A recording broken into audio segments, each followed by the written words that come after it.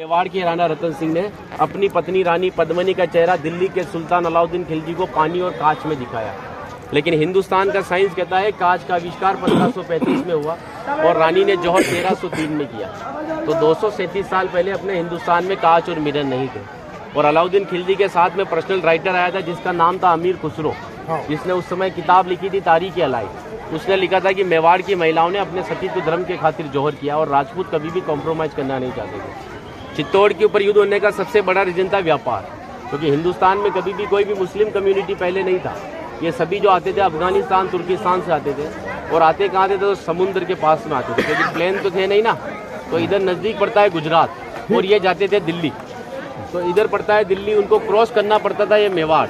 अच्छा, इधर गुजरात इधर दिल्ली बीच में राजस्थान, तो इसको क्रॉस करना पड़ता था ये मेवाड़। तो यहाँ के राजपूत उनसे टैक्स वसूलते थे।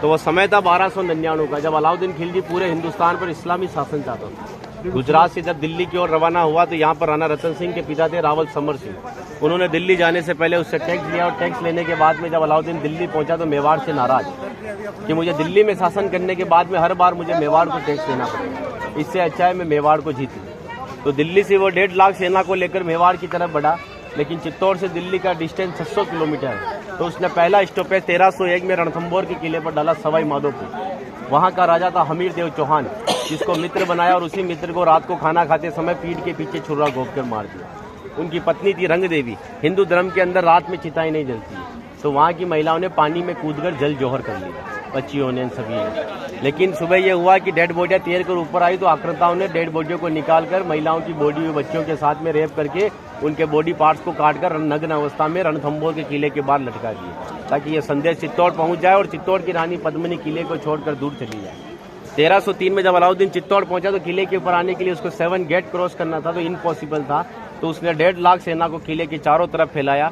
8 महीने के बाद में किले के ऊपर खाने की कमी आई तो रानी पद्मिनी के चाचा भतीजा गोरा और बादल ने राणा रतन सिंह से कहा कि हमारा राशन खत्म हो रहा है और जब ये भूखे और कमजोर सेना से हम युद्ध करवाएंगे तो ये युद्ध नहीं कर पाएंगे। रतन सिंह को बातचीत के लिए 7 गेट के नीचे भेजा तो अलाउद्दीन खिलजी ने उनकी गर्दन पर तलवार रखकर झुकने के लिए कहा, लेकिन मेवाड़ का राजपूत सर कटाने के लिए मंजूर होता है लेकिन सर झुकाने के लिए कभी मंजूर नहीं हुआ। राणा रतन सिंह को धोखे से बंदी बनाया और रानी पद्मिनी को संदेश भेजा कि आप हमारे अधीनता स्वीकार करो, हम दिल्ली चलेंगे। रानी पद्मिनी कहती है कि जो नरसंहार तुमने 2 साल पहले रणथंभौर के किले में किया तो यहाँ की महिलाओं के साथ में भी वही होगा।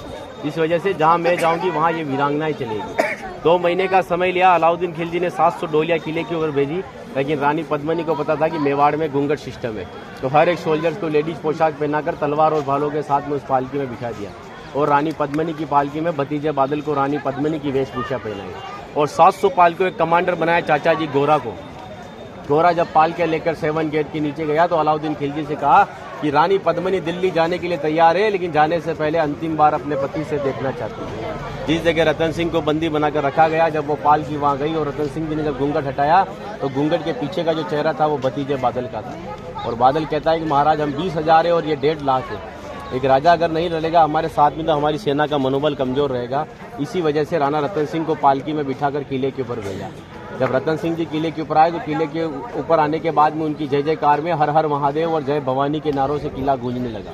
अकबर कहता है कि 8 महीने से तो किले से बच्चे की रोने की आवाज़ नहीं आई, लेकिन 700 पालकियाँ जब किले के नीचे आए तो किले से जय जयकार हुआ है, मतलब हमारे साथ में धोखा हुआ है। हर एक राजपूत कटने के पक्ष में था लेकिन झुकने के पक्ष में नहीं था। 20,000 राजपूत युद्ध में गया और अलाउद्दीन खिलजी की 1,25,000 सेना को मार दिया। बचे हुए दुश्मन जब किले के ऊपर आए तो महिलाओं ने अपने सतीत्व धर्म के खातिर हिंदुस्तान का सबसे पहला और बड़ा जौहर 16,000 महिलाओं के साथ में जिंदा आग में जलकर किया। यहाँ पर भी रानी पद्मिनी के महल में कांच लगाए गए थे। वो कांच लगाए थे पंडित जवाहरलाल नेहरू ने, क्योंकि एक पद्मावत पिक्चर के एक राइटर मलिक मोहम्मद जायसी की किताब को प्रमोट करने के लिए जवाहरलाल नेहरू जी ने उस किताब को आगे बढ़वा दिया। ये रानी को आईने में दिखाया, लेकिन हिंदुस्तान के इतिहास में कभी मेवाड़ गुलाम भी नहीं बना तो आईने में किसको दिखाया।